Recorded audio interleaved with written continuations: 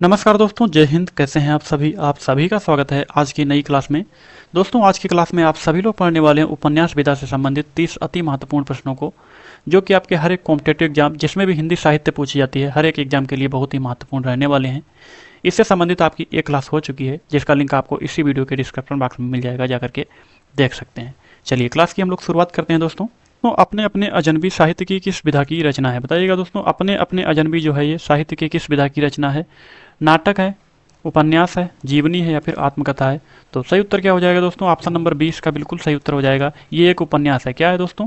तो उपन्यास है। ठीक है, किसका उपन्यास है? अज्ञेय जी का उपन्यास है।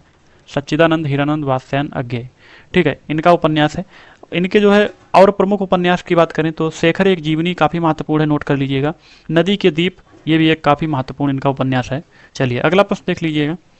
अगला प्रश्न है दोस्तों, गोदान की भाषा के संदर्भ में कौन सा वाक्य गलत है? बताइएगा, 4 वाक्य दिए गए हैं, कौन सा जो है वाक्य गलत है गोदान की जो भाषा है उसके संदर्भ में? तो ऑप्शन है दोस्तों, भाषा का सटीक और सार्थक प्रयोग, या फिर व्यंजनापूर्ण प्रयोग, कठिन भाषा, सरल व बोलचाल भाषा। ठीक है, कौन सा गलत है बताइएगा दोस्तों। भाषा का सटीक और सार्थक प्रयोग, ये तो बिल्कुल सही है। अगर दोस्तों भाषा का सटीक और सार्थक प्रयोग हुआ है, तब फिर कठिन भाषा तो होनी नहीं चाहिए, इसलिए यही ऑप्शन बिल्कुल सही है दोस्तों। गोदान की जो भाषा है वो कठिन भाषा नहीं है। ऑप्शन नंबर सी इसका बिल्कुल सही उत्तर हो जाएगा। अगला प्रश्न देख लीजिएगा। निम्नलिखित में से कौन सी रचना भारत की स्वतंत्रता के बाद लिखी गई? बताइएगा दोस्तों, भारत की जो स्वतंत्रता हुई है उसके बाद की रचना कौन सी है? शेखर एक जीवनी, आधा गांव, त्यागपत्र, या फिर कल्याणी? सही उत्तर क्या हो जाएगा प्रश्न नंबर 3 का दोस्तों? तो बिल्कुल सही उत्तर हो जाएगा आपका आधा गांव। ठीक है, ऑप्शन नंबर 20 का सही उत्तर हो जाएगा। रचना इसकी 1966 ईस्वी में हुई थी। काफ़ी महत्वपूर्ण प्रश्न है दोस्तों, जरूर नोट कर लेंगे। तो किसकी रचना है ये? राही मासूम रजा की है। किसकी है? राही मासूम रजा, ठीक है, इनका उपन्यास है। तो ये स्वतंत्रता के बाद में जो है लिखा गया 1966 ईस्वी में। चलिए अगला प्रश्न देख लीजिएगा दोस्तों। थोड़ी सी बात हम लोग कर लेते हैं शेखर एक जीवनी, है ना। शेखर एक जीवनी की अगर बात करते हैं हम लोग, तो इसका जो रचना काल है लिख लीजिएगा। रचना काल है दोस्तों 1941 ईस्वी। इसी तरह से त्यागपत्र का जो रचना काल है वो 1937 ईस्वी है, 1937 ईस्वी। और आपका जो कल्याणी है दोस्तों उपन्यास, इसका रचना काल है 1939 ईस्वी। चलिए, काफ़ी महत्वपूर्ण प्रश्न था दोस्तों। जो स्वतंत्रता के बाद में ये उपन्यास है, इसका नाम है आधा गांव। किसका है? तो राही मासूम रजा का है। और रचना वर्ष भी आपको पता चल गया होगा। बाकी जितने भी उपन्यास दिए गए हैं काफ़ी महत्वपूर्ण उपन्यास हैं। इनके रचनाकार जो है आप लोग, सॉरी, इनकी रचना जब हुई थी, रचना वर्ष आप लोग नोट कर सकते हैं। अगला प्रश्न देख लीजिएगा। भारत के विभाजन की मार्मिक पीड़ा को व्यक्त करने वाला उपन्यास कौन है? दोस्तों, भारत के जो विभाजन हुआ था उसकी मार्मिक पीड़ा को जो व्यक्त किया गया है, किस उपन्यास में व्यक्त किया गया है? प्रश्न नंबर 4 का सही उत्तर आप लोग बताइएगा। तो बिल्कुल सही उत्तर हो जाएगा आपका ऑप्शन नंबर बी, तमस। ठीक है, ऑप्शन नंबर बी किसमें? तमस में जो है इसका वर्णन किया गया है। तो प्रकाशन इसका हुआ था 1973 ईस्वी में। कब हुआ था? 1973 ईस्वी में इसका प्रकाशन हुआ था, नोट कर लीजिएगा। और किसका है दोस्तों? तो भीष्म साहनी का उपन्यास है। किसका है? भीष्म साहनी। अगला प्रश्न है दोस्तों, गोदान के संदर्भ में कौन सा तथ्य गलत है? बताइएगा दोस्तों, कौन सा तथ्य गलत है? गोदान महाजनी सभ्यता की गाथा है, उपन्यास में मूलतः मालती की कथा है, मानवीय त्रासदी का भाष्य है, या फिर गोदान सामाजिक शोषण का लैंडस्केप है? काफ़ी जो है प्रसिद्ध उपन्यास है गोदान, मुंशी प्रेमचंद का। तो इससे संबंधित प्रश्न आया है। इस प्रश्न का उत्तर आप लोग स्वयं जो है कमेंट बॉक्स में देंगे। देखते हैं कितने लोगों का उत्तर सही आता है। उसके बाद में इस जो प्रश्न का उत्तर है वो कमेंट में पिन कर दिया जाएगा, आप सभी लोग देख सकते हैं। अगला प्रश्न देख लीजिएगा। अगला प्रश्न दोस्तों, डॉक्टर काशीनाथ सिंह द्वारा लिखित उपन्यास उपसंहार जिसका नाम है, इसकी कथा वस्तु का आधार क्या है? बताइएगा दोस्तों, कथा वस्तु का आधार क्या है? बहुत ही महत्वपूर्ण प्रश्न आपका है। सीता निष्कासन के बाद राम का जीवन, या फिर महाभारत युद्ध के बाद कृष्ण का जीवन, या फिर ज्ञान प्राप्ति के बाद बुद्ध का जीवन, दक्षिण अफ्रीका से लौटने के बाद गांधी का जीवन? दोस्तों, इसका जो कथा वस्तु है क्या आधार है? तो बिल्कुल सही उत्तर आपका ऑप्शन नंबर बी हो जाएगा। ठीक है, ऑप्शन नंबर बी इसका बिल्कुल सही उत्तर हो जाएगा। महाभारत के बाद युद्ध का पूरा जीवन किया, सॉरी, महाभारत के युद्ध जब हुआ था उसके बाद में कृष्ण का जीवन का जो वर्णन है इसमें किया गया है। कृष्ण का जो आखिरी समय था दोस्तों उसका इसमें पूरी तरह से वर्णन किया गया है। ऑप्शन नंबर 20 का बिल्कुल सही उत्तर हो जाएगा, नोट कर लीजिएगा। उपसंहार जो है उसमें दोस्तों कृष्ण जी का जीवन का पूरा वर्णन किया गया है। अगला प्रश्न देख लीजिएगा। भट्टिनी किस उपन्यास की नायिका है? बताइएगा दोस्तों, भट्टिनी किस उपन्यास की नायिका है? प्रश्न नंबर 7 क्या सही उत्तर हो जाएगा? भट्टिनी जो है तो कौन सा उपन्यास है दोस्तों? बाण भट्ट की आत्मकथा, चित्रलेखा, दिव्या, या फिर पुनर्नवा? तो सही उत्तर आपका हो जाएगा ऑप्शन नंबर ए। ठीक है, भट्टिनी और बाण भट्ट एक ही तरह से आप जो है इसको एक तरह से याद कर सकते हैं ट्रिक के तौर पर। दोनों का जो उच्चारण हो रहा है उसमें जो है थोड़ी समानता दिखाई दे रही है। तो भट्टिनी और बाणभट्ट, ये जो है किस उपन्यास की नायिका है? तो बाणभट्ट की आत्मकथा। चलिए ठीक है, किसका उपन्यास है दोस्तों? हजारी प्रसाद द्विवेदी का उपन्यास है। और इसके प्रमुख पात्र की बात करें तो भट्टिनी है, बाणभट्ट हैं और निपुणिका जो है इसमें प्रमुख पात्र हैं। अगला प्रश्न देख लीजिएगा, प्रश्न नंबर 8। तो प्रश्न नंबर 8 है दोस्तों, रंगमंचीयता की दृष्टि से सबसे उपयुक्त नाटक है। बताइएगा दोस्तों, ये एक नाटक से प्रश्न आपका आ गया है उपन्यास में, कोई दिक्कत नहीं है, काफी महत्वपूर्ण प्रश्न है। तो बताइएगा दोस्तों, चंद्रगुप्त है, ध्रुव स्वामिनी, अजातशत्रु या फिर स्कंदगुप्त? तो सही उत्तर आपका हो जाएगा ऑप्शन नंबर डी। रंगमंचीयता की दृष्टि से जो सबसे उपयुक्त दोस्तों नाटक है वो है आपका स्कंदगुप्त। जयशंकर प्रसाद का नाटक है। किसका है? जयशंकर प्रसाद। रचना वर्ष की अगर बात करें दोस्तों 1928 ईस्वी इसका रचना वर्ष रहने वाला है। अगला प्रश्न देख लीजिएगा, टूटते परिवेश नाटक के लेखक हैं। बताइएगा दोस्तों, टूटते परिवेश जो नाटक है इसके लेखक कौन है? तो विष्णु प्रभाकर, उदय शंकर भट्ट, मोहन राकेश या फिर उपेंद्र नाथ आस्क? तो 2 प्रश्न आपके नाटक से ये जो है इसमें से आ गए हैं। तो देख लीजिएगा, टूटते परिवेश जो नाटक है इसके लेखक पूछा जा रहा है, तो इसके लेखक है दोस्तों Vishnu Prabhakar. Option number A इसका बिल्कुल सही उत्तर हो जाएगा। अगला प्रश्न है दोस्तों, रंगभूमि उपन्यास किस दर्शन से प्रभावित है? बताइएगा दोस्तों, किस दर्शन से प्रभावित है? मार्क्सवादी दर्शन, राष्ट्रवादी दर्शन, समाजवादी दर्शन या फिर गांधीवादी दर्शन? तो बिल्कुल सही उत्तर हो जाएगा, जो रंगभूमि उपन्यास है ये दोस्तों गांधीवादी दर्शन से प्रभावित है। Option number D. ठीक है, किसका उपन्यास है? तो मुंशी प्रेमचंद का है, ये भी नोट कर लीजिएगा, प्रेमचंद का उपन्यास है। रचना वर्ष इसका रहा है दोस्तों 1925 ईस्वी। क्या है? तो रचना वर्ष है इसका 1925 ईस्वी, प्रेमचंद का उपन्यास है। और किस दर्शन से प्रभावित है? तो गांधीवादी दर्शन से प्रभावित है दोस्तों।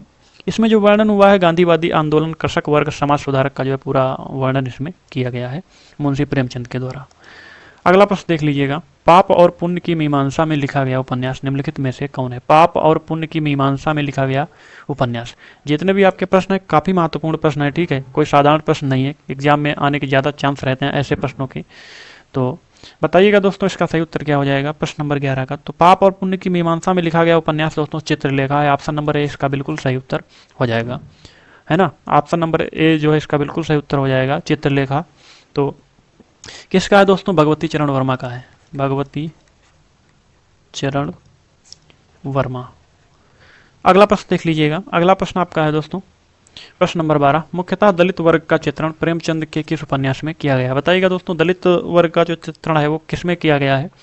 वरदान, गबन, निर्मला या फिर कर्मभूमि? तो बिल्कुल सही उत्तर हो जाएगा आपका ऑप्शन नंबर डी, कर्मभूमि में जो है दलित वर्ग का चित्रण मुंशी प्रेमचंद के द्वारा किया गया है। अगला प्रश्न देख लीजिएगा, प्रेमचंद ने कुल कितने उपन्यास लिखे हैं? बताइएगा दोस्तों, कुल कितने इन्होंने उपन्यास लिखे हैं? तो प्रेमचंद के जो उपन्यास हैं दोस्तों 12 माने जाते हैं। क्या है? 12 इनकी संख्या मानी जाती है, ठीक है। इसमें से कौन कौन है एक बार जरूर लिख लीजिएगा, मैं बोल रहा हूँ आप लोग लिख सकते हैं कहीं पर भी। तो देवस्थान रहस्य, प्रेमा, सेवा सदन, वरदान, प्रेमाश्रम, और आपका रंगभूमि है, कायाकल्प है, निर्मला है, गबन है, कर्मभूमि, गोदान, मंगलसूत्र।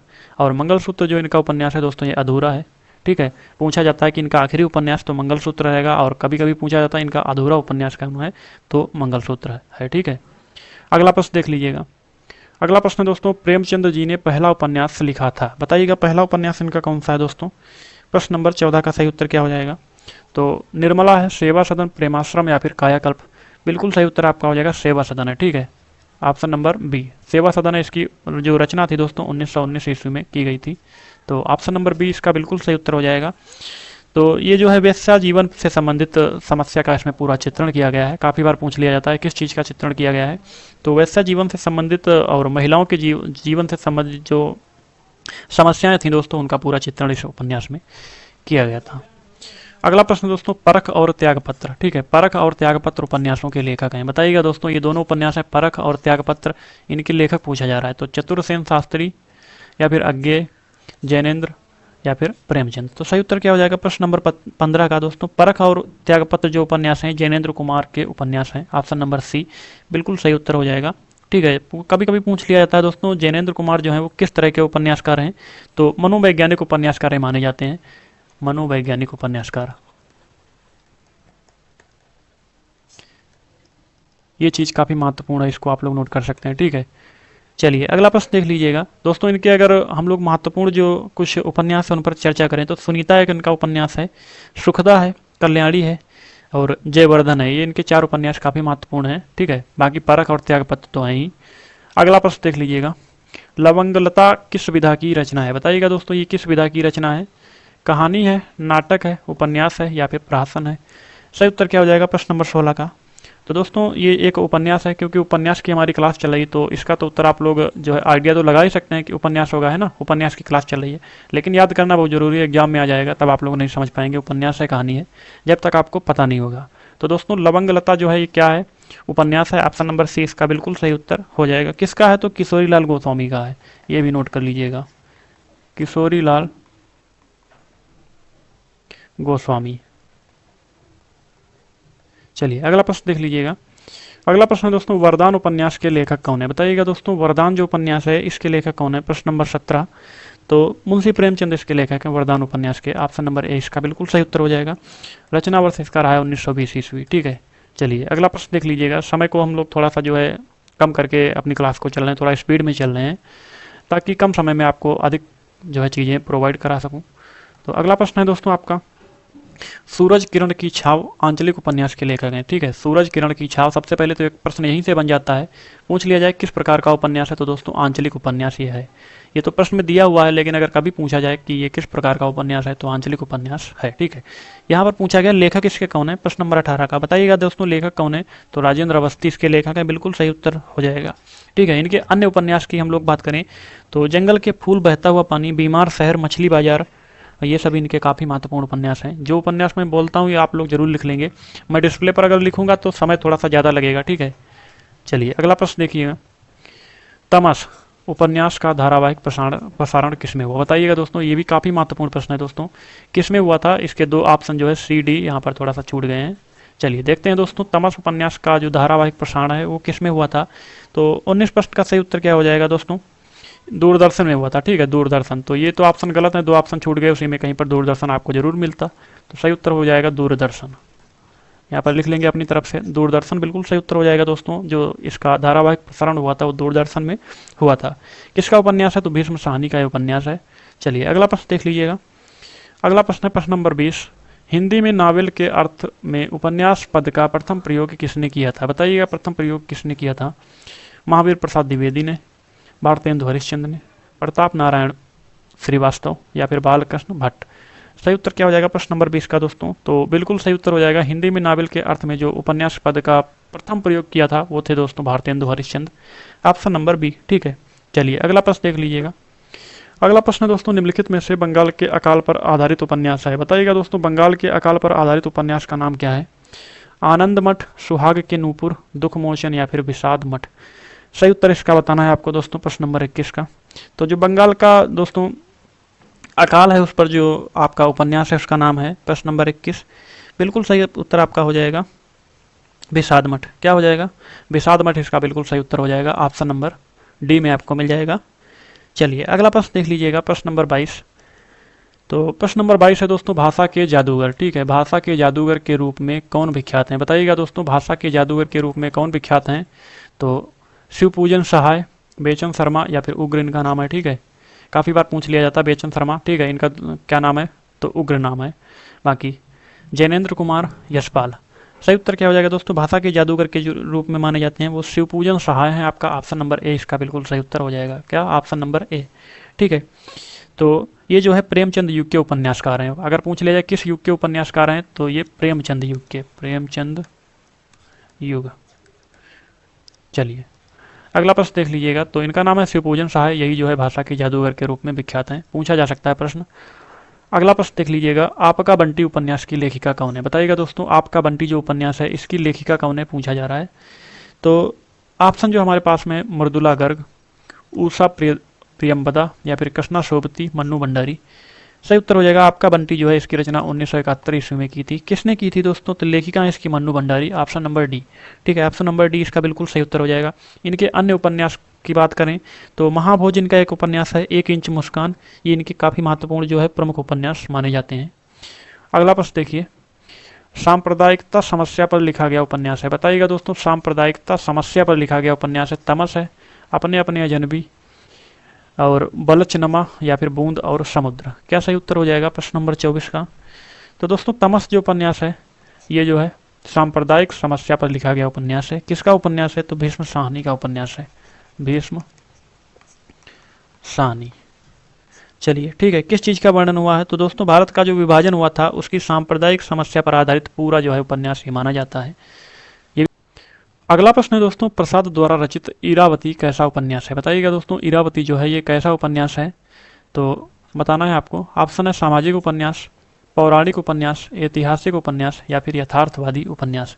तो इरावती जो उपन्यास है दोस्तों ये एक ऐतिहासिक उपन्यास है। ऑप्शन नंबर सी बिल्कुल सही उत्तर हो जाएगा आपका।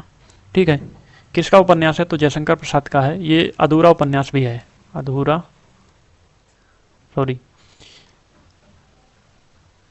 अधूरा उपन्यास। ठीक है, ये जितने भी अधूरे उपन्यास हैं इनसे संबंधित प्रश्न आपके पूछे जाते हैं कि पूछा जाएगा दोस्तों जयशंकर प्रसाद का कौन सा उपन्यास अधूरा है? तो आप लोग का सही उत्तर रहेगा इरावती। ठीक है, इसका प्रकाशन इनकी जो है मृत्यु के बाद में हुआ था।